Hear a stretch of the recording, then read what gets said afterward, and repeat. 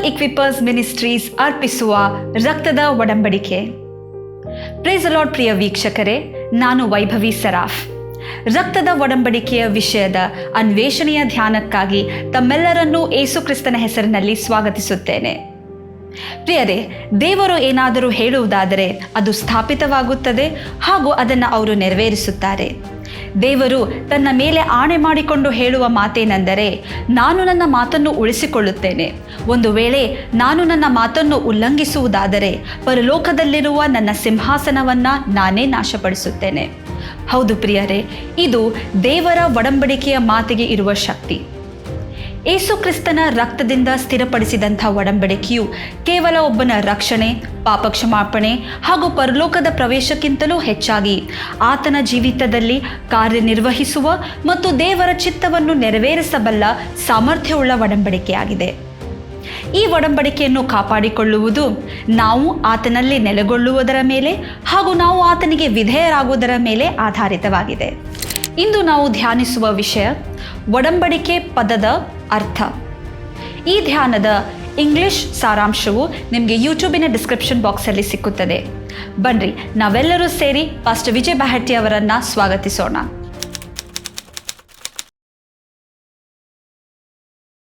ಕ್ರಿಸ್ತನಲ್ಲಿ ಪ್ರಿಯರಾದ ಸಹೋದರ ಸಹೋದರಿಯರೇ, ಹಿಂದಿನ ಸೆಷನ್ನಲ್ಲಿ ನಿಮಗೆ ನಾನು ಮಾಹಿತಿಯನ್ನು ಇಂಟ್ರೊಡಕ್ಷನ್ ಕೊಟ್ಟ ಪ್ರಕಾರ ಇಂದಿನಿಂದ ಕೆಲವು ದಿವಸಗಳ ಕಾಲ ನಾವೊಂದು ರಕ್ತದ ಒಡಂಬಡಿಕೆ ಅನ್ನುವಂಥ ವಿಷಯದ ಅನ್ವೇಷಣೆಯನ್ನು ಮಾಡುವರಾಗಿದ್ದೇವೆ. ಪ್ರೇರೆ, ಈ ಕುರಿತಾಗಿ ನಾನು ಸಾಕಷ್ಟು ಮಾಹಿತಿ ಕೊಟ್ಟಿದ್ದೇನೆ. ಇದು ಬಹಳ ಪ್ರಾಮುಖ್ಯವಾಗಿದೆ. ಕ್ರಿಸ್ತ ನಂಬಿಕೆಯಲ್ಲಿ ವಿಶ್ವಾಸಿಗಳಾಗಿ ನಾವು ಈ ಲೋಕದಲ್ಲಿ ಅಲೌಕಿಕವಾದ ಸಾಮರ್ಥ್ಯದಲ್ಲಿ, ಅಲೌಕಿಕವಾದ ಸಹಾಯದಲ್ಲಿ, ದೇವರ ಮಹಿಮೆಯ ಶಕ್ತಿಯೊಂದಿಗೆ ನಾವು ಜೀವಿಸಬೇಕಿದ್ರೆ ಈ ಒಡಂಬಡಿಕೆ ಅನ್ನುವಂಥ ವಿಷಯವನ್ನು ನಾವು ಅರಿತುಕೊಳ್ಬೇಕು. ಜೊತೆಯಲ್ಲೇ ನಾವು ಒಡಂಬಡಿಕೆಯಲ್ಲಿ ಪ್ರವೇಶಿಸಿದಾಗ ಆ ಒಡಂಬಡಿಕೆಯ ಎಲ್ಲ ವಿಧವಾದಂಥ ಆಶೀರ್ವಾದಗಳು ಮತ್ತು ದೇವರು ಮಾಡಿಕೊಂಡಂಥ ಎಲ್ಲ ನಮ್ಮೊಂದಿಗಿನ ಅವರ ಏನು ಯೋಜನೆಗಳಿವೆ ಅವುಗಳನ್ನು ದೇವರು ತನ್ನ ಪ್ರಭಾವದ ಐಶ್ವರ್ಯಕ್ಕನುಗುಣವಾಗಿ ನಮ್ಮಲ್ಲಿ ಕಾರ್ಯ ಸಾಧಿಸುವ ಆತನ ಶಕ್ತಿಗನುಗುಣವಾಗಿ ಆ ಕಾರ್ಯಗಳನ್ನು ಮಾಡುವಾತನಾಗಿದ್ದಾನೆ. ಈ ಸೀರೀಸ್ನಲ್ಲಿ ಕೆಲವೊಂದು ವಿಷಯಗಳನ್ನು ನಾವು ಧ್ಯಾನಿಸುವರಾಗಿದ್ದೇವೆ. ಮೊದಲನೇದಾಗಿ ಒಡಂಬಡಿಕೆ ಅನ್ನುವಂಥ ಶಬ್ದದ ಅಥವಾ ಪದದ ಅರ್ಥ ಏನು, ಇದು ಯಾವಾಗ ಆರಂಭ ಆಯಿತು, ಹೇಗೆ ಆರಂಭವಾಯಿತು. ಮೂರನೇದಾಗಿ ಒಡಂಬಡಿಕೆಯ ಸಾಮರ್ಥ್ಯ ಏನು, ಶಕ್ತಿ ಏನು ಅಥವಾ ಅದರ ಪ್ರಭಾವವೇನು. ಅದಾದಮೇಲೆ ಒಡಂಬಡಿಕೆಯಲ್ಲಿರುವವರಿಗೆ, ಅಂದರೆ ಯಾರು ದೇವರೊಂದಿಗೆ ಒಡಂಬಡಿಕೆಯಲ್ಲಿ ನೆಲೆಗೊಳ್ತಾರೋ, ಮಾಡಿಕೊಳ್ತಾರೋ, ಅವರಿಗೋಸ್ಕರ ದೇವರು ಮಾಡುವಂತಹ ಅಲೌಕಿಕವಾದ ಆಶೀರ್ವಾದಗಳು ಯಾವುವು, ಅವರ ಜೀವನದಲ್ಲಿ ದೇವರು ಪ್ರಕಟ ಮಾಡುವಂಥ ಅಲೌಕಿಕವಾದ ಶಕ್ತಿ, ಸಾಮರ್ಥ್ಯ, ಬಲ ಎಂಥದ್ದು, ಒಡಂಬಡಿಕೆಯಲ್ಲಿರುವವರಿಗೆ ದೇವರು ಒದಗಿಸುವಂಥ ಅಲೌಕಿಕವಾದ ಒದಗಿಸುವಿಕೆಗಳು ಯಾವುವು, ಮತ್ತು ದೇವರು ತನ್ನ ಒಡಂಬಡಿಕೆಯಲ್ಲಿ ನೆಲೆಗೊಂಡವರೊಂದಿಗೆ ಎಂಥ ಸಂರಕ್ಷಣೆಯ ಸಿದ್ಧತೆಯನ್ನು, ಪೂರ್ವ ಸಿದ್ಧತೆಯನ್ನು ಮಾಡಿ ಕಾರ್ಯ ನಡೆಸ್ತಾರೆ ಅನ್ನುವಂಥ ವಿಷಯಗಳನ್ನು 4ನೇ ವಿಷಯದಲ್ಲಿ ಗಮನಿಸ್ತೇವೆ. 5ನೇದಾಗಿ ರಕ್ತದ ಮರ್ಮ ಅಥವಾ ರಕ್ತದಲ್ಲಿ ಏನು ರಹಸ್ಯ ಇದೆ ಆ ವಿಷಯ. 6ನೇದಾಗಿ ಒಡಂಬಡಿಕೆಯನ್ನು ಮಾಡಿಕೊಳ್ಳುವಂಥ ಸ್ಟೆಪ್ಸ್ ಅಥವಾ ಹಂತಗಳು ಹೇಗಿರ್ತದೆ, ಎಷ್ಟಿದೆ, ಅವುಗಳನ್ನು ಧ್ಯಾನಿಸ್ತಾ ಇದ್ದೇವೆ. ನಂತರ ದೇವರು ಅಬ್ರಹಾಮನೊಂದಿಗೆ ಒಡಂಬಡಿಕೆ ಮಾಡಿಕೊಳ್ಳುವ ವಿಧಾನವನ್ನು ಆಲೋಚನೆ ಮಾಡಿದ್ದು ಮತ್ತು ಆತನಲ್ಲಿ ಎದುರು ನೋಡಿದ್ದೇನು. ಅದಾದಮೇಲೆ ಅಬ್ರಹಾಮನಲ್ಲಿ ಹಳೆ ಒಡಂಬಡಿಕೆಯನ್ನು ದೇವರು ಯಾವ ರೀತಿ ಸಂಪೂರ್ಣಗೊಳಿಸಿದರು. 9ನೇದಾಗಿ ನಾವು ಯೇಸು ಮತ್ತು ಆತನ ಶಿಷ್ಯರು ಮಾಡಿದಂಥ ಕೊನೆಯ ರಾತ್ರಿ ಭೋಜನ, ಇದರ ಕುರಿತಾಗಿ ನಾವು ಧ್ಯಾನಿಸುವರಾಗಿದ್ದೇವೆ. ಏಕೆಂದರೆ ಅದು ನೇರವಾಗಿ ಒಡಂಬಡಿಕೆ, ರಕ್ತದ ಒಡಂಬಡಿಕೆಗೆ ಸಂಬಂಧಪಟ್ಟ ವಿಷಯವಾಗಿದ್ದಿದೆ. ಅದಾದ ಮೇಲೆ 10ನೇದಾಗಿ ಯೇಸುವಿನಲ್ಲಿ ಸಂಪೂರ್ಣಗೊಂಡಂಥ ಹೊಸ ಒಡಂಬಡಿಕೆ. ಯಾವ ರೀತಿ ಹೊಸ ಒಡಂಬಡಿಕೆ? ಯೇಸು ಕ್ರಿಸ್ತನಲ್ಲಿ ಸಂಪೂರ್ಣವಾಯಿತು. ಮತ್ತು ಕೊನೆಯದಾಗಿ ಯಹೂದ್ಯರ ವಿವಾಹ ಪದ್ಧತಿ, ಅಂದರೆ ವಿವಾಹದಲ್ಲಿ ಒಂದು ಪ್ರಸ್ತಾಪ ಇರ್ತದೆ, ಅದನ್ನು ಅಂಗೀಕರಿಸಬಹುದು ಅಥವಾ ತಿರಸ್ಕರಿಸಬಹುದು. ಹಾಗೆಯೇ ದೇವರು ಕ್ರಿಸ್ತ ಯೇಸುವಿನ ಮೂಲಕ ನಮ್ಮೊಂದಿಗೆ ಮಾಡಿಕೊಂಡಂಥ ಒಡಂಬಡಿಕೆಯ ಪ್ರಸ್ತಾಪ ಏನಿದೆ, ದೇವರದು ನಮ್ಮೆದುರಿಗೆ ಪ್ರಸ್ತಾಪಿಸ್ತಾರೆ, ಅದನ್ನು ಅಂಗೀಕರಿಸಬೇಕು ಅಥವಾ ತಿರಸ್ಕರಿಸಬೇಕು, ಇದು ನಮ್ಮ ಕೈಗಳಲ್ಲೇ ಇರುವಂಥದ್ದಾಗಿದೆ. ಇಷ್ಟು ವಿಷಯಗಳನ್ನು ನಾವು ಈ ಕಂಪ್ಲೀಟ್ ಸೀರೀಸ್ ಮುಗಿಯುವವರೆಗೆ ಒಂದು ವಿವರವಾದ ರೀತಿಯಲ್ಲಿ ನಾವು ಇದನ್ನು ಧ್ಯಾನಿಸುವರಾಗಿದ್ದೇವೆ. ಪ್ರೇರೆ, ಈಗ ನಾವು ಈ ಎಪಿಸೋಡ್ನಲ್ಲಿ ಪ್ರಥಮವಾಗಿ ಆ ಒಡಂಬಡಿಕೆ ಅನ್ನುವ ಶಬ್ದದ ಅರ್ಥವೇನು, ಪದದ ಅರ್ಥವೇನು ಅನ್ನುವಂಥ ವಿಷಯದೊಂದಿಗೆ ಈ ರಕ್ತದ ಒಡಂಬಡಿಕೆ ಅನ್ನುವಂಥ ವಿಷಯದ ಅನ್ವೇಷಣೆಯ ಪ್ರಯಾಣವನ್ನು ಅಥವಾ ಪ್ರವಾಸವನ್ನು ಆರಂಭಿಸುವ ಈ ಒಂದು ಸ್ಟಡಿ ಖಂಡಿತವಾಗಿ ನಮಗೆ ಬಹಳ ಫಲಕಾರಿಯಾಗಲಿಕ್ಕಿದೆ. ದಯಮಾಡಿ ಯಾರೂ ಈ ಸೆಷನ್ಗಳನ್ನು ಅಥವಾ ಎಪಿಸೋಡ್ಗಳನ್ನು ಮಿಸ್ ಮಾಡಬೇಡಿ. ಕೊನೆಯವರೆಗೂ ಇದನ್ನು ನೀವು ನೋಡ್ತಾ ಇರಿ, ಯಾಕೆಂದರೆ ಇದು ನಮ್ಮ ಜೀವನದ ಆಲೋಚನೆಗಳನ್ನೇ ಬದಲಾಯಿಸುವಂಥ ಶಕ್ತಿ ಇದಕ್ಕಿದೆ. ನಾವು ಹೋಗ್ತಾ ಇರುವಂಥ ಏನು ದಾರಿ ಇದೆ ಅದನ್ನು ಬದಲಾಯಿಸಿ ನಮ್ಮ ಜೀವಿತಗಳು ನಾವು ಆಲೋಚನೆ ಮಾಡಿದ್ದಕ್ಕಿಂತಲೂ ವಿಪರೀತವಾದ ರೀತಿಯಲ್ಲಿ ನಡೆಸುವುದಕ್ಕೆ ಈ ಒಡಂಬಡಿಕೆ, ರಕ್ತದ ಒಡಂಬಡಿಕೆ ಬಹಳ ಫಲಕಾರಿಯಾಗಲಿಕ್ಕೆ ಸಾಧ್ಯ ಇದೆ. Price lord. ಸೊ ಈ ಒಡಂಬಡಿಕೆ ಅನ್ನುವ ಶಬ್ದದ ಅರ್ಥವನ್ನು ತಿಳ್ಕೊಳ್ಳುವ ಮೂಲಕ ನಾವು ಮುಂದುವರಿಸೋಣ. ಒಂದು ಸಾಮಾನ್ಯ ಅರಿವಿನಲ್ಲಿ ಈ ಒಡಂಬಡಿಕೆ ಅನ್ನುವ ಶಬ್ದದ ಅರ್ಥ ಏನು ಹೇಳಿದರೆ, ಷರತ್ತುಬದ್ಧ ಒಪ್ಪಂದ. ಅಂದರೆ ಒಂದು ಎಗ್ರಿಮೆಂಟ್ ಆಗ್ತಾ ಇದೆ, ಅದಕ್ಕೆ ಕೆಲವು ಷರತ್ತುಗಳಿದೆ. ಇದನ್ನು ಇಂಗ್ಲೀಷಲ್ಲಿ ಅ ಬೈಂಡಿಂಗ್ ಎಗ್ರಿಮೆಂಟ್ ಅಂತ ಹೇಳ್ತೇವೆ, ಷರತ್ತುಬದ್ಧ ಒಪ್ಪಂದ. ಅಥವಾ ಕಾಂಪ್ಯಾಕ್ಟ್ ಅಂತ ಇಂಗ್ಲೀಷ್ ಹೇಳ್ತದೆ, ಅದನ್ನು ಕನ್ನಡದಲ್ಲಿ ಅಡಕ ಅನ್ನುವ ಶಬ್ದ ಯೂಸ್ ಮಾಡಿದೆ. ಇದು ಯಾವಾಗಲೂ ಇಬ್ಬರು ಅಥವಾ ಇಬ್ಬರಿಗಿಂತ ಹೆಚ್ಚು ಜನರೋ ಅಥವಾ ಗುಂಪುಗಳು ಅಥವಾ ಸಮುದಾಯಗಳು ಅವುಗಳ ಮಧ್ಯದಲ್ಲಿ ನಡೆಯುವಂಥ ಒಪ್ಪಂದ ಇದು, ಅಥವಾ ಒಡಂಬಡಿಕೆ. ಇನ್ನು ಕಾನೂನಿನ ಭಾಷೆಯಲ್ಲಿ ಹೇಳಬೇಕನ್ನೋದಾದರೆ, ಈ ಒಡಂಬಡಿಕೆ ಅನ್ನುವಂಥದ್ದು ಒಂದು ಶಾಸ್ತ್ರೋಕ್ತವಾದಂಥ ಮುದ್ರೆ ಹೊಂದಿದ ಒಡಂಬಡಿಕೆ ಅಥವಾ ಒಪ್ಪಂದ. ಆ ಫಾರ್ಮಲ್ ಸೀಲ್ಡ್ ಎಗ್ರಿಮೆಂಟ್ ಅಂತ ಹೇಳ್ತದೆ. ಅಂದರೆ ಶಾಸ್ತ್ರೋಕ್ತವಾದಂಥ, ಕರಾರುವಾಕ್ಕಾದಂಥ, ಒಂದು ಮುದ್ರೆಯೂ ಹಾಕಲ್ಪಟ್ಟಂಥ ಒಪ್ಪಂದ ಎಂಬುದಾಗಿ ಈ ಶಬ್ದದ ಅರ್ಥ. ಹಲ್ಲೆಲೂಯಾ. ಸೊ ಈ ಒಡಂಬಡಿಕೆ ಅನ್ನುವಂಥ ಶಬ್ದ ಪ್ರಪ್ರಥಮ ಬಾರಿಗೆ ಸತ್ಯವೇದದಲ್ಲಿ ಆದಿಕಾಂಡದ 6ನೇ ಅಧ್ಯಾಯದ 18ನೇ ವಚನದಲ್ಲಿ ಬಳಸಿದ್ದಿದೆ. ಅದನ್ನು ದೇವರು ನೋಹನಿಗೆ ಹೇಳ್ತಾರೆ.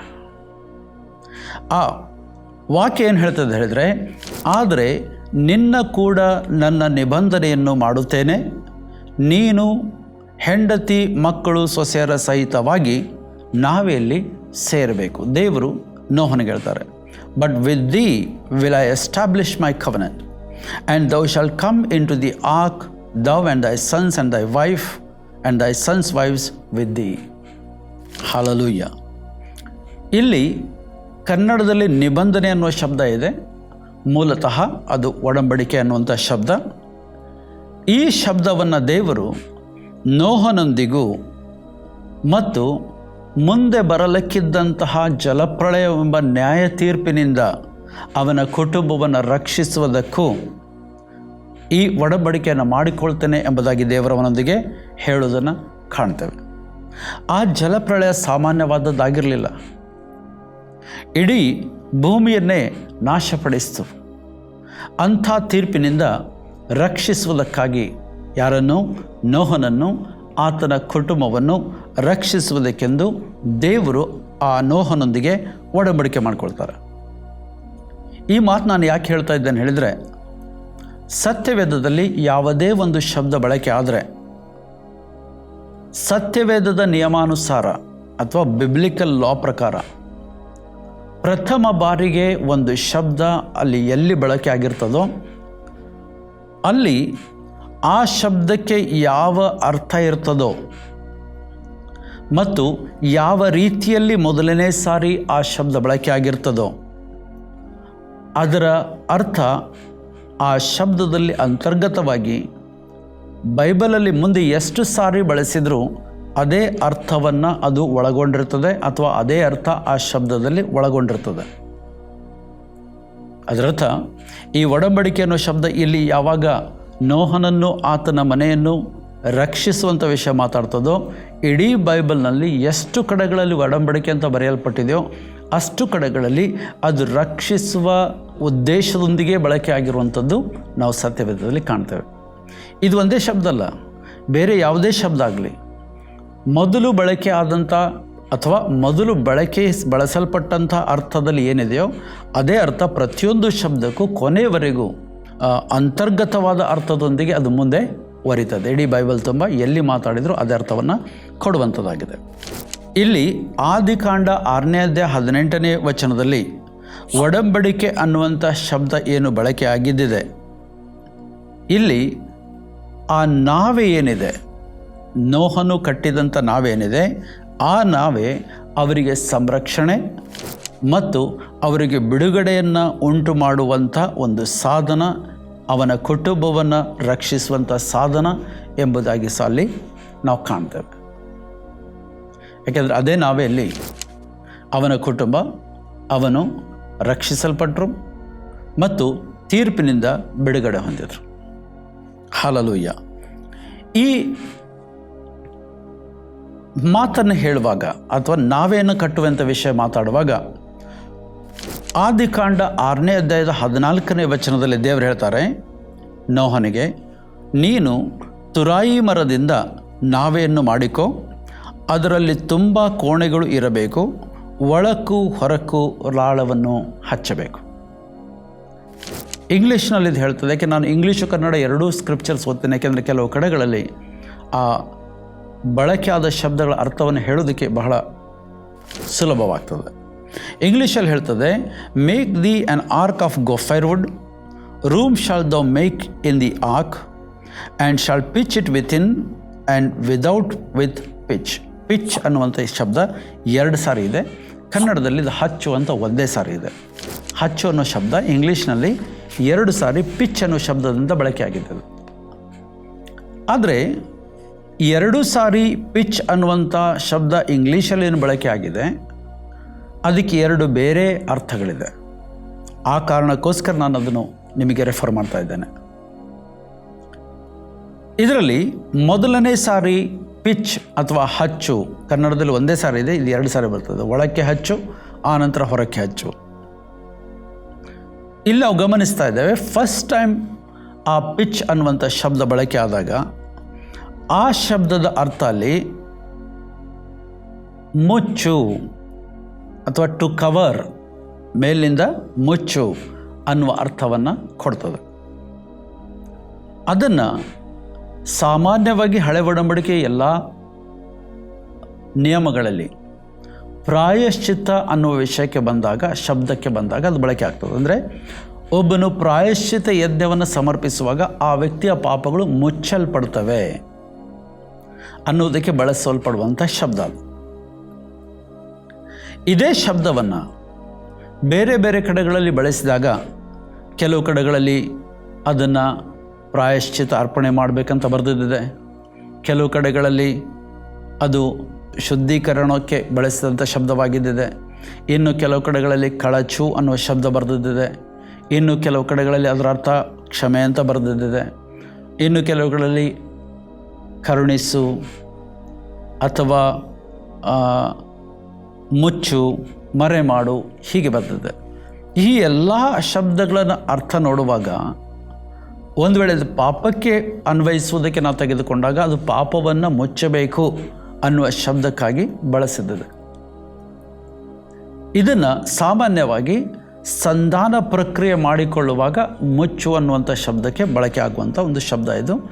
ಇಲ್ಲಿ ಒಡಂಬಡಿಕೆ ಅಂದರೆ ಹಳೆ ಒಡಂಬಡಿಕೆ ಕಾಲದಲ್ಲಿ ಮನುಷ್ಯರ ಪಾಪಗಳನ್ನು ಮುಚ್ಚುವುದಕ್ಕೆಂದೇ ದೇವರು ಒಡಂಬಡಿಕೆ ಮಾಡಿಕೊಂಡದ್ದನ್ನು ನಾವು ಕಾಣ್ತೇವೆ. ಆ ಕಾರಣದಿಂದಲೇ ಅಲ್ಲಿ ಅನೇಕ ಪ್ರಾಣಿಗಳ ಯಜ್ಞಗಳನ್ನು ಸಮರ್ಪಣೆ ಮಾಡೋದನ್ನು ನಾವು ಕಾಣ್ತೇವೆ.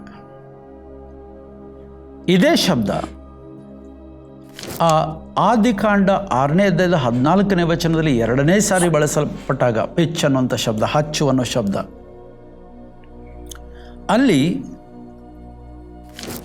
ಅದು ಒಂದು ಕಪ್ಪಗಿನ ಡಾಮರಿನ ರೀತಿಯಾದಂಥ ಒಂದು ವಸ್ತುವನ್ನು ಬಳಸಿ ಅದಕ್ಕೆ ಅಂಟಿಸು ಅಂತ ಹೇಳುವಂಥ ಶಬ್ದ ಬಳಕೆಯಾಗಿದೆ. ಟು ಸೀಲ್, ಅಂಟಿಸು, ಸೀಲ್ ಮಾಡೋದು. ನೋಡಿ, ಎಲ್ಲಾದರೂ ಕ್ರ್ಯಾಕ್ ಬಂದರೆ ನಾವು ಅದನ್ನು ಸೀಲ್ ಮಾಡ್ತೇವೆ. ಹಾಗೆಯೇ ಪರ್ಟಿಕ್ಯುಲರ್ಲಿ ಈ ರಾಳ ಅನ್ನುವಂಥ ಶಬ್ದ ಕನ್ನಡದಲ್ಲಿ ಬಳಸಿದ್ದಿದೆ. ಇಂಗ್ಲೀಷಿನಲ್ಲಿ ಅದರ ಅರ್ಥನ, ಆ ಹಿಬ್ರಿಯ ಭಾಷೆದ ಅರ್ಥ ತೆಗೆದಾಗ ಅದೊಂದು ಡಾಮರು ರೀತಿ ಇರುವ ಕಪ್ಪಗಿನ ಒಂದು ವಸ್ತು ಅಂತ ಹೇಳ್ತದೆ. ಪ್ರೇರೆ ಇದನ್ನು ಪರ್ಟಿಕ್ಯುಲರ್ ಆಗಿ ಹಡಗುಗಳಲ್ಲಿ ಆ ಕಾಲದಲ್ಲಿ ಬಳಸ್ತಾ ಇದ್ರು, ಈಗಲೂ ಬಳಸ್ತಾರೆ ಅನ್ನುವಂಥ ಮಾತು ನಾನು ಕೇಳಿದ್ದೇನೆ. ಅಂದರೆ ಈ ವಸ್ತುವನ್ನು ಹೊರಗಿನಿಂದ ಏನು ಮಾಡಬೇಕು, ಇದನ್ನು ಅಂಟಿಸಬೇಕು. ಅದು ನೀರು ಒಳಗೆ ಬರೋದಾಗೆ ಒಳಗಿನಿಂದಲೂ ಅಂಟಿಸಬೇಕು, ಒಳಗಿನಿಂದ ಮುಚ್ಚಬೇಕು, ಹೊರಗಿನಿಂದ ಇದನ್ನು ಏನು ಮಾಡಬೇಕು, ಅಂಟಿಸಬೇಕು ಅನ್ನುವಂಥ ಇಲ್ಲಿ ಒಂದು ಪದವನ್ನು ದೇವರು ಬಳಸಿದ್ದಾರೆ. ಅಂತೂ ಈ ಒಡಂಬಡಿಕೆಯ ಸಾರಾಂಶ ಏನಂತ ತೆಗೆದು ನೋಡುವಾಗ, ದೇವರು ತನ್ನ ಜನರನ್ನು ಸಂರಕ್ಷಿಸುವುದಾಗಲಿ ಅಥವಾ ಮಾನವ ಕುಲವನ್ನು ರಕ್ಷಿಸುವಂಥದ್ದಾಗಲಿ ಎರಡೂ ಕಡೆಗಳಲ್ಲಿ ಈ ಶಬ್ದ ಬಳಕೆಯಾಗಿದ್ದು ಇದೆ. ಪ್ರೇರೆ, ಈ ರಾಳ ಅನ್ನುವಂಥ ವಿಷಯ ಸಾಮಾನ್ಯವಾಗಿ ನಾವು ಓದುವಾಗ ಇದೇನಂತ ಗೊತ್ತಾಗೋದಿಲ್ಲ. ಆದರೆ ನಿಮ್ಮೆಲ್ಲರ ಅರಿವಿಗೋಸ್ಕರ, ಒಂದು ಇನ್ಫಾರ್ಮೇಷನ್ಗೋಸ್ಕರ ನಾನು ಒಬ್ಬ ವ್ಯಕ್ತಿಯೊಂದಿಗೆ ಚಿಕ್ಕದಾದಂಥ ಒಂದು ಇಂಟರ್ವ್ಯೂ ಮಾಡಿದ್ದಿದೆ. ಪ್ರೇರೆ, ಅವರು ಈ ರಾಳದ ವಿಷಯದಲ್ಲಿ ನಮಗಿಂತ ಚೆನ್ನಾಗಿ ತಿಳುವಳಿಕೆ ಇದ್ದವರು, ಅದರ ಬಳಕೆ ಏನಂತ ಗೊತ್ತಿದೆ. ಅವರ ಕಡೆಯಿಂದ ನಾವು ಈ ಮಾತುಗಳನ್ನು ಕೇಳೋಣ. Price the lord. ಪ್ರಿಯ ವೀಕ್ಷಕರೇ, ಯೇಸು ಕ್ರಿಸ್ತನ ಹೆಸರಿನಲ್ಲಿ ತಮ್ಮೆಲ್ಲರನ್ನ ಸ್ವಾಗತಿಸುತ್ತೇವೆ. ಬೈಬಲಲ್ಲಿ ನಾವು ನೋಡಿಕೊಳ್ಳುವ ಪ್ರಕಾರ ಆದಿಕಾಂಡ 6:14 ದೇವರು ನೋಹನಿಗೆ ಹೇಳಿದ ಸಂಗತಿ ಏನೆಂದರೆ, ನೀನು ತುರಾಯಿ ಮರದ ನಾವೆಯನ್ನು ಮಾಡಿಕೊ, ಅದರಲ್ಲಿ ತುಂಬಾ ಕೋಣೆಗಳು ಇರಬೇಕು, ಒಳಕ್ಕೂ ಹೊರಕ್ಕೂ ರಾಳವನ್ನ ಹಚ್ಚು. ಈ ದಿನ ನಾವು ರಾಳ ಅಂದರೆ ಏನು, ಅದನ್ನ ಎಲ್ಲೆಲ್ಲಿ ನಾವು ಉಪಯೋಗಿಸಿಕೊಳ್ತೇವೆ ಹಾಗೂ ಅದನ್ನ ಹೇಗೆ ತಯಾರಿಸಲಾಗುತ್ತದೆ ಎಂಬುದಾಗಿ ನಾವು ನೋಡಿಕೊಳ್ಳೋಣ. ಇವತ್ತು ನಮ್ಮೊಟ್ಟಿಗೆ ಗುರು ಸರಾಫ್ ಅವರು ಇದ್ದಾರೆ. ಅವರು 3 ತಲೆಮಾರುಗಳಿಂದ ವೃತ್ತಿಯಲ್ಲಿ ಅಕ್ಕಸಾಲಿಗರಾಗಿದ್ದಾರೆ, ಅಂದರೆ ಗೋಲ್ಡ್ ಸ್ಮಿತ್ ಆಗಿದ್ದಾರೆ. ಬನ್ರಿ, ಇವತ್ತು ನಾವು ಅವರನ್ನು ಸ್ವಾಗತಿಸೋಣ. ಈಗ ನೀವು ನೋಡಬಹುದು, ಇದು ರಾಳ. ಇದು ಈಗ ಘನ ಪದಾರ್ಥವಾಗಿದೆ, ಅಂದರೆ it is in its solid state. ಇದನ್ನ ನಾವು ಕಾಯಿಸುವಾಗ ಅದು ಲಿಕ್ವಿಡ್ ಫಾರ್ಮ್ ಅಲ್ಲಿ, ದ್ರವ ಪದಾರ್ಥವಾಗಿ ಮಾರ್ಪಡ್ತದೆ.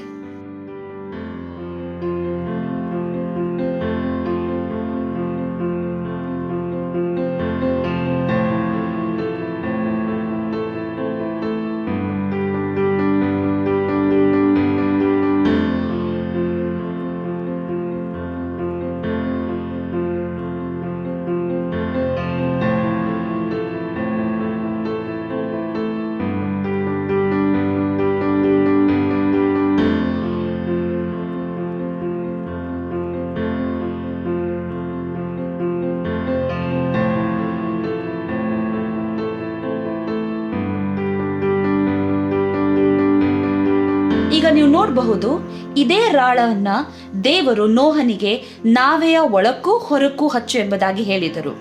ಆದರೆ ಈಗಿನ ಕಾಲದಲ್ಲಿ ಇವರು ತಮ್ಮ ವೃತ್ತಿಯಲ್ಲಿ ಅದನ್ನ ಅಚ್ಚು ಮಾಡುವುದಕ್ಕಾಗಿ ಉಪಯೋಗಿಸುತ್ತಾರೆ. ಈಗ ನೀವು ನೋಡಬಹುದು, ಈ ರಾಳ ಕಾಯಿಸಿ ಆರಿಸಿದ ನಂತರ ಈ ರೀತಿಯಾಗಿ ಗಟ್ಟಿಯಾಗಿ ಮತ್ತು ಜಲ ನಿರೋಧಕ, ಅಂದರೆ ವಾಟರ್ ಪ್ರೂಫ್ ಆಗಿ ಉಳಿತದೆ. ಗುರು ಸರಾಫ್ ಅವರೇ, ನಿಮ್ಮ ಸಮಯಕ್ಕಾಗಿ ನಿಮಗೆ ಧನ್ಯವಾದಗಳು. Praise the lord. ನಾನು ಎಣಿಸ್ತೇನೆ ರಾಳ ಅನ್ನುವಂಥ ವಿಷಯದ ಅರ್ಥ ಏನು ಅನ್ನೋದು ನಿಮಗೀಗ ಸ್ಪಷ್ಟವಾಗಿದ್ದಿದೆ. ಇಲ್ಲಿಂದ ನಾವು ಮುಂದುವರಿಸ್ತಾ, ಹಳೆ ಒಡಂಬಡಿಕೆಯಲ್ಲಿ ಈ ನಿಬಂಧನೆ ಅಥವಾ ಒಡಂಬಡಿಕೆ ಅಂತ ಬಳಕೆಯಾದಂಥ ಶಬ್ದ, ಅದು ಇಬ್ರಿಯ ಭಾಷೆಯಲ್ಲಿ ಮೂಲತಃ ಬೇರಿತ್ ಅಥವಾ ಬೆರೀತ್ ಅನ್ನುವ ಶಬ್ದದಿಂದ ಬಂದಿರುವಂಥ ಶಬ್ದ. ಆ ಶಬ್ದ ಏನಂದರೆ BERIYTH ಬೆರಿತ್ ಅಥವಾ BEREETH ಬೆರಿತ್. ಇದರರ್ಥ ಅದು ಒಪ್ಪಂದ ಅಥವಾ ಎಗ್ರಿಮೆಂಟ್. ಹಲ್ಲೆಲೂಯ. ಯಾಕೆ ಹೇಳಿದರೆ, ಈ ಒಡಂಬಡಿಕೆಯನ್ನು ಮಾಡಿಕೊಳ್ಳುವ ಎರಡೂ ತಂಡದವರಲ್ಲಿ ಆ ಇಬ್ಬರು ವ್ಯಕ್ತಿಗಳು ಅವರೊಂದು ಪ್ರಾಣಿಯನ್ನು ಕತ್ತರಿಸಿ ಅದರ ನಡುವೆ ನಿಂತು ಅದರ ಮೇಲೆ ಪಾಸ್ ಆಗ್ತಾ ಅವರು ಆ ಒಡಂಬಡಿಕೆಯ ಷರತ್ತುಗಳನ್ನು ಮತ್ತು ಒಡಂಬಡಿಕೆಯ ವಾಗ್ದಾನಗಳನ್ನು ಅವರು ಘೋಷಿಸುವಂಥ ಅಭ್ಯಾಸ ಇತ್ತು. ಆ ಕಾರಣಕ್ಕಾಗಿ ಆ ಶಬ್ದಕ್ಕೆ ಕಾನ್ಫೆಡರೆಸಿ ಅನ್ನೋ ಶಬ್ದನೂ ಇದೆ, ಅಂದರೆ ಒಕ್ಕೂಟ ಅಥವಾ ಒಡಂಬಡಿಕೆ ಅಥವಾ ಜಂಟಿ ಒಪ್ಪಂದ ಅನ್ನುವಂಥ ಅರ್ಥವೂ ಇದಕ್ಕೆ ಕೊಡ್ತದೆ. ಹಳೆ ಒಡಂಬಡಿಕೆಯಲ್ಲಿ ಈ ಶಬ್ದ ಅಂದರೆ ಬೆರಿತ್ ಅನ್ನುವಂಥ ಶಬ್ದ ಹೆಚ್ಚು ಕಡಿಮೆ 280 ಸಾರಿ ಬಳಕೆ ಆಗಿದ್ದಿದೆ. Price the lord. ಇದನ್ನು ನಾವು ನೋಡೋದಾದರೆ ನಾವು ಉದಾಹರಣೆಗೆ ನೋಡ್ತೇವೆ, ಆದಿಕಾಂಡದ 15ನೇ ಅಧ್ಯಾಯದಲ್ಲಿ 9, 10, 17, 18ನೇ ವಚನದಲ್ಲಿ ದೇವರು ಅಬ್ರಾಮನೊಂದಿಗೆ, ಆಗ ಇನ್ನೂ ಅಬ್ರಹಾಮನು ಹೆಸರಾಗಿರಲಿಲ್ಲ ಅವನಿಗೆ, ಆಗ ಅಬ್ರಾಮನು ಅಂತ ಹೆಸರಿತ್ತು. ಆ ಕಾಲದಲ್ಲಿ ಅವನೊಂದಿಗೆ ಒಡಂಬಡಿಕೆ ಮಾಡಿಕೊಳ್ಳೋಕ್ಕಿಂತ ಮುಂಚೆ ಅದೇ ಸಮಯದಲ್ಲಿ ಮಾತಾಡಿದಂಥ ವಿಷಯಗಳಿದು. ಅವನಿಗೆ ಹೇಳ್ತಾರೆ, ಆದಿಕಾಂಡ 15, 9, 10ನೇ ವಚನ ಓದ್ತಾ ಇದ್ದೇನೆ. ಅಲ್ಲಿ ಹೇಳ್ತದೆ, ಅವನು ಇವುಗಳನ್ನೆಲ್ಲ ತೆಗೆದುಕೊಂಡು ಬಂದು ಪಶುಗಳನ್ನು ಕಡೆದು 2 ಹೋಳು ಮಾಡಿ ತುಂಡಿಗೆ ತುಂಡನ್ನು ಎದುರಾಗಿಟ್ಟನು, ಪಕ್ಷಿಗಳನ್ನು ಮಾತ್ರ ಕಡಿಯಲಿಲ್ಲ. 17, 18ರಲ್ಲಿ ಇರ್ತದೆ, ಹೊತ್ತು ಮುಳುಗಿ ಕಾರ್ಗತ್ತಲಾದಾಗ ಈಗೋ ಹೊಗೆ ಹಾಯುವ ಒಲೆಯು ಉರಿಯುವ ದೀವಟಿಕೆಯು ಕಾಣಿಸಿ ಆ ತುಂಡುಗಳ ನಡುವೆ ಹೋದವು. 18ನೇ ವಚನ ಇರ್ತದೆ, ಆ ದಿನದಲ್ಲಿ ಯೆಹೋವನು ಅಬ್ರಹಾಮನ ಸಂಗಡ ಒಡಂಬಡಿಕೆ ಮಾಡಿಕೊಂಡು ಐಗುಪ್ತ ದೇಶದ ನದಿಯಿಂದ ಯೂಫ್ರೇಟಿಸ್ ಮಹಾನದಿಯವರೆಗೂ ಈ ದೇಶವನ್ನೆಲ್ಲ ನಿನ್ನ ಸಂತತಿಯವರಿಗೆ ಕೊಟ್ಟಿದ್ದೇನೆ ಅಂದನು. ಇಲ್ಲಿ ಒಡಂಬಡಿಕೆ ಅನ್ನೋ ಶಬ್ದ ಬಂದಾಗ ಹಿಂದೆಯಲ್ಲಿ ಪ್ರಾಣಿಗಳನ್ನು ಕತ್ತರಿಸಿ ತುಂಡುಗಳನ್ನಿಟ್ಟು ಅವುಗಳ ನಡುವೆ ಹಾದು ಹೋದಂಥ ವಿಷಯವನ್ನು ಇಲ್ಲಿ ತೋರಿಸ್ತದೆ. ಅದಕ್ಕೆ ಆ ಒಡಂಬಡಿಕೆಗೆ ಅದು ಕನೆಕ್ಷನ್ ಇದೆ. ಅಂದರೆ ಒಡಂಬಡಿಕೆ ಪ್ಲಸ್ ಆ ಯಜ್ಞಾರ್ಪಣೆ, ಅದನ್ನು ಕತ್ತರಿಸುವುದು, ಅದರ ಮಧ್ಯದಲ್ಲಿ ನಿಂತು ಆ ಷರತ್ತುಗಳನ್ನು ಘೋಷಿಸುವುದು ಬಹಳ ಇಂಪಾರ್ಟೆಂಟ್ ಇದೆ. ಯಾಕೆ ಹೇಳಿದರೆ, ಈ ಒಡಂಬಡಿಕೆ ಅನ್ನೋ ಶಬ್ದದ ರೂಟ್ ಮೀನಿಂಗ್ ಅಂದರೆ ಅದರ ಮೂಲ ಬೇರಿನಲ್ಲಿರುವಂಥ ಅರ್ಥವೇ ತಿನ್ನು ಅಥವಾ ಕತ್ತರಿಸು ಎಂಬುದಾಗಿ ಹೇಳ್ತದೆ.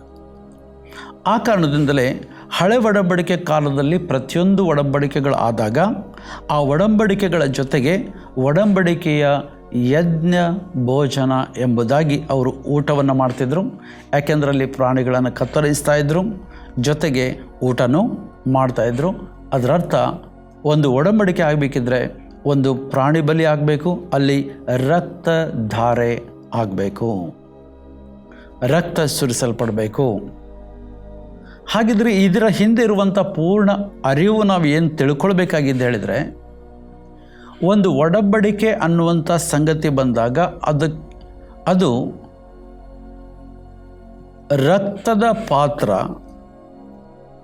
ಹಾಗೂ ಯಜ್ಞಾರ್ಪಣೆ ಮತ್ತು ಆ ಒಡಂಬಡಿಕೆಯ ಷರತ್ತುಗಳನ್ನು ಒಳಗೊಂಡು ರಕ್ತಧಾರೆ ಇಲ್ಲದೆ ಪಾಪ ಪರಿಹಾರ ಇಲ್ಲ ಅನ್ನುವಂಥ ಏನು ದೇವರ ಆಜ್ಞೆ ಆಗಿತ್ತೋ ಅದರ ಬೇಸೆ ಇಲ್ಲಿ ಸಿಗ್ತದೆ. ಹಲ್ಲೆಲೂಯಾ. ಅಂದರೆ ಟೋಟಲಿ ಒಡಂಬಡಿಕೆ ಅನ್ನುವ ವಿಷಯ ಬಂದಾಗ ಅಲ್ಲಿ ರಕ್ತಧಾರೆ ಇದೆ. ರಕ್ತಧಾರೆ ಇಲ್ಲದ ಒಡಂಬಡಿಕೆಗಳು ಇರಲಿಲ್ಲ. ಹಲ್ಲೆಲೂಯಾ. ಈ ಶಬ್ದ ಇಂಗ್ಲೀಷ್ನಲ್ಲಿ ಕವನೆಂಟ್ ಅಂತ, ಅದು ಒಡಂಬಡಿಕೆ ಅನ್ನೋ ಶಬ್ದ ಹೆಚ್ಚು ಕಡಿಮೆ 272 ಸಾರಿ ಬಂದಿದೆ. ಆದರೆ ಕೆಲವು ಕಡೆಗಳಲ್ಲಿ ಇದಕ್ಕೆ ಟೆಸ್ಟಮೆಂಟ್ ಅನ್ನುವ ಶಬ್ದನೂ ಇದೆ. ಅದನ್ನು ನಾವು ಇನ್ನೂ ಸ್ವಲ್ಪ ಮತ್ತೆ ನೋಡೋಣ. ಆದರೆ ಈ ರಕ್ತಧಾರೆ ಅಂತ ಬಂದಾಗ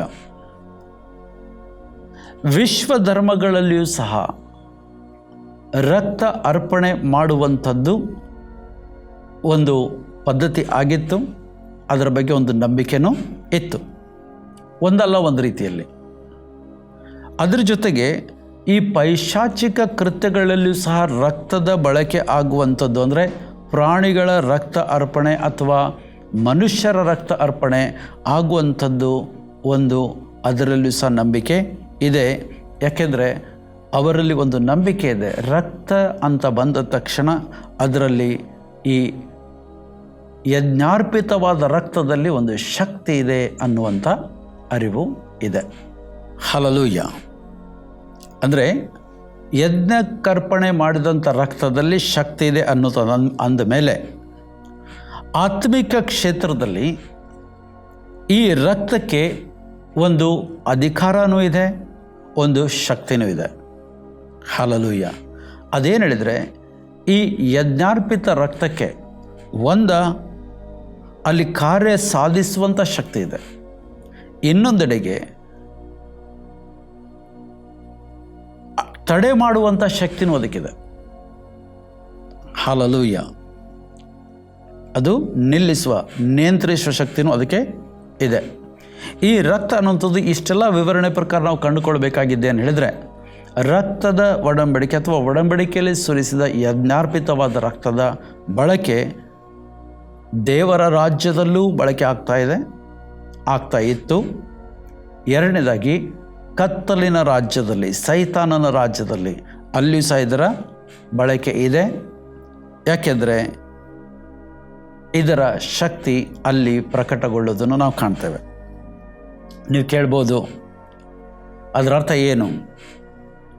ನಾನು ಒಂದೇ ಸಿಂಪಲ್ ನಿಮಗೆ ಹೇಳ್ತೇನೆ. ಒಂದೇ ಘಟನೆಯಲ್ಲಿ ಎರಡು ಕಾರ್ಯಗಳನ್ನು ನಡೆದದ್ದನ್ನು, ಇದನ್ನು ನಾವು ವಿಮೋಚನಾ ಕಾಂಡ 12ನೇ ಅಧ್ಯಾಯದಲ್ಲಿ ನೋಡ್ತೇವೆ.